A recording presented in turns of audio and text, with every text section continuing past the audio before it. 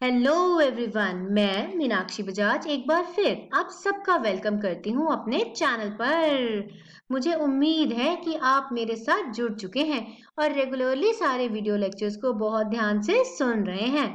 आज का हमारा टॉपिक है ट्रांजैक्शनल एनालिसिस का स्क्रिप्ट एनालिसिस। स्क्रिप्ट एनालिसिस को समझाने के लिए मैंने बहुत सारे एग्जाम्पल्स आज के वीडियो लेक्चर में इंक्लूड कर दी हैं। तो आइए स्टार्ट करते हैं आज का video lecture with lots and lots of positive energy. Script analysis समझने से पहले मैं आपको सजेस्ट करूंगी कि मैंने ट्रांजैक्शनल एनालिसिस के ऊपर जो प्रीवियस वीडियो लेक्चर्स बनाए हैं आप उनको सुन लीजिए, तभी सीक्वेंस में आपको सारे टॉपिक्स अच्छे से समझ आएंगे।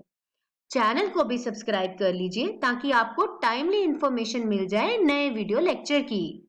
टॉपिक को पूरा सुनिएगा और एक लाइक जरूर कीजिएगा। वीडियोस को भी ज्यादा से ज्यादा शेयर कीजिए क्योंकि नॉलेज बढ़ाने से बहुत बढ़ती है। तो क्या मतलब होता है स्क्रिप्ट एनालिसिस का? स्क्रिप्ट का मतलब होता है कथा यानी स्टोरी। हर एक पर्सन अपने लिए एक साइकोलॉजिकल स्क्रिप्ट प्लान तैयार करता है। कहने का मतलब ये है कि दिमाग में हम सोच लेते हैं कि हम अपनी जिंदगी को कैसे जीना चाहते हैं। हम अपने लिए अपनी स्क्रिप्ट खुद लिखते हैं, मतलब ये सेल्फ रिटन होती है।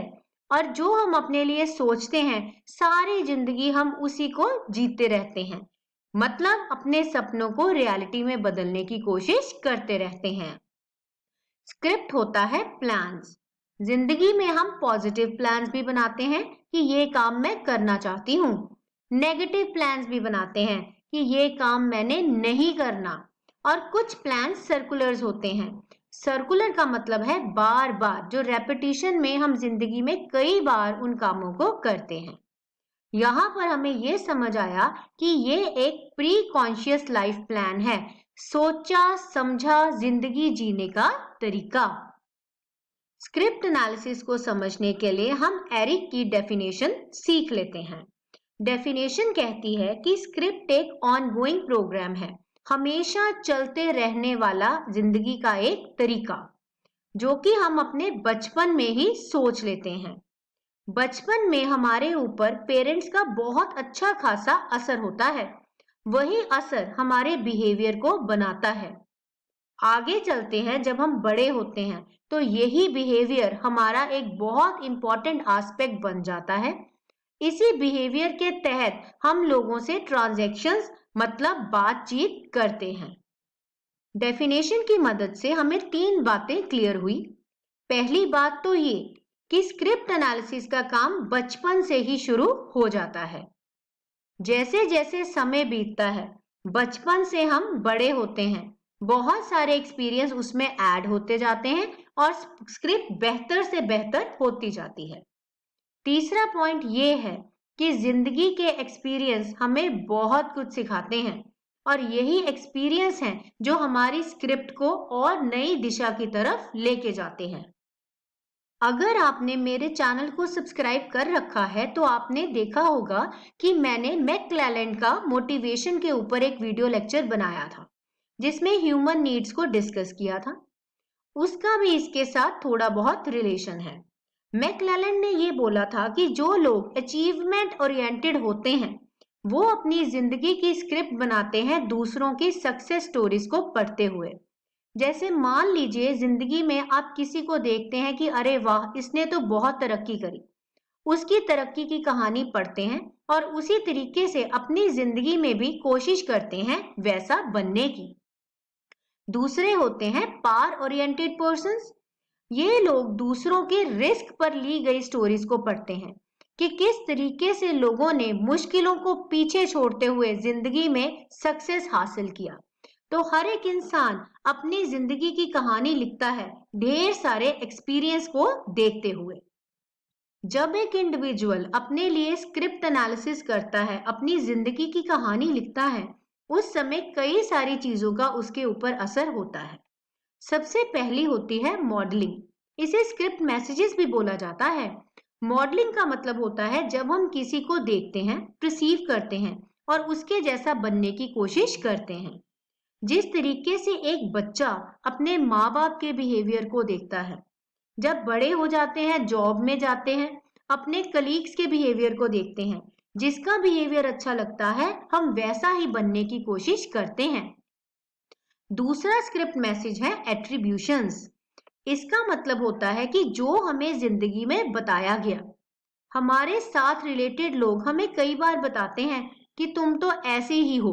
इस चीज का असर हमारे ऊपर बहुत आता है। तीसरा है सजेशंस। आपको भी लाइफ में कई बार लोगों ने चीजें सजेस्ट की होंगी, सलाह दी होगी, कभी कभी इनकरेज भी किया होगा कि करो, मैं तुम्हारे साथ हूं। जैसे हो सकता है आपके पेरेंट्स ने आपको कई बार बोला हो कि जिंदगी में बेस्ट करने की कोशिश करो। ये चीजें हमारे दिमाग के ऊपर असर डालती हैं और सजेशंस को ध्यान में रखते हुए हम अपनी जिंदगी की कथा लिख लेते हैं। चौथी है इंजक्शंस। इंजक्शन का मतलब होता है जब आपके साथ वाले लोग कोई भी काम करने से आपको रोकते हैं कि ये काम नहीं करना। तो जिंदगी में कई बार नेगेटिव कमांड्स भी दी जाती हैं। जैसे पेरेंट्स ही कई बार बोल देते हैं कि ये काम मत करो, ऐसा करना बुरी बात है। इसका असर भी हमारे स्क्रिप्ट एनालिसिस के ऊपर आ जाता है। अब बारी आ गई जिंदगी में हम किस तरीके के रोल्स प्ले करते हैं। स्क्रिप्ट एनालिसिस के अंदर बोला गया कि हर एक इंसान अपनी जिंदगी में 3 तरीके के रोल प्ले करता है, जो कि है प्रोसिक्यूटर, रेस्क्यूअर या फिर विक्टिम। इन रोल्स को फर्दर 2 कैटेगरीज में बांट दिया गया है। पहली कैटेगरी है लेजिटिमेट। इसमें है वही प्रोसिक्यूटर, रेस्क्यूअर और विक्टिम। दूसरी कैटेगरी है इलेजिटिमेट। इलेजिटिमेट का मतलब होता है कि हम आने वाली स्लाइड्स में डिटेल में पढ़ेंगे, अभी रुकते हैं। यानी प्रोसिक्यूटर, रेस्क्यूअर और विक्टिम, इसमें भी यही 3 कैटेगरीज हैं। अब हम इन दोनों रोल्स को काफी डिटेल में एग्जाम्पल्स के साथ डिस्कस कर लेते हैं। तो फर्स्ट कैटेगरी है लेजिटिमेट रोल्स। लेजिटिमेट रोल्स वो रोल्स होते हैं जो सिचुएशन के हिसाब से बिल्कुल सही हैं, जिनका होना बहुत जरूरी है। अगर ये रोल प्ले करता है हमारी जिंदगी में कोई, तो उसका असर हमारे ऊपर बढ़िया आ सकता है। आइए देखते हैं कि इसके अंदर फर्दर 3 क्लासेस कौन सी हैं। पहला है प्रोसिक्यूटर। प्रोसिक्यूटर का मतलब है कि जब आपकी लाइफ में कोई ऐसा पर्सन है जो आपको बिहेवियर की लिमिट्स बताता है कि ये काम मत करो, ऐसा करने से तुम्हारा कुछ बुरा हो सकता है, और रोकने वाला जो दूसरा व्यक्ति है उसका रोल बिल्कुल सही है। अगर वो आपको नहीं रोकेगा तो हो सकता है आपकी जिंदगी में कोई बुरी घटना हो जाए। दूसरा रोल है विक्टिम।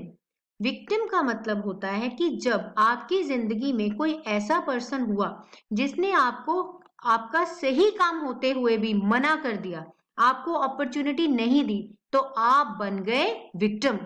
विक्टिम को समझने के लिए हम एक एग्जाम्पल डिस्कस कर लेते हैं। एग्जाम्पल है यहाँ पर मिस अनु के बारे में। मिस अनु ने लॉ कॉलेज से अपनी डिग्री कंप्लीट करी। वो एक बहुत ही शार्प, समझदार लड़की हैं। अब उनका मन है लॉयर की तरह प्रैक्टिस करने का, तो उन्होंने एक लॉ फर्म में जॉब के लिए अप्लाई किया।